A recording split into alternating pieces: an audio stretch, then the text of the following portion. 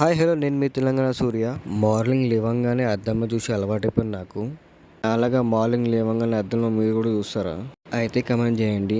ఇక లోపలికి నుంచి బయటికి రాగానే వెదర్ అయితే బయట చాలా చల్లగా ఉంది. ఇక ఎట్లనో అట్లా గేట్ బయటికి అయితే పోయినా, గేట్ బయటికి అయితే వచ్చినా ఎవరైనా కనిపిస్తారా అనుకుంటే ఎవ్వలేని మళ్ళీ లోపలికి వెళ్ళిపోయినా.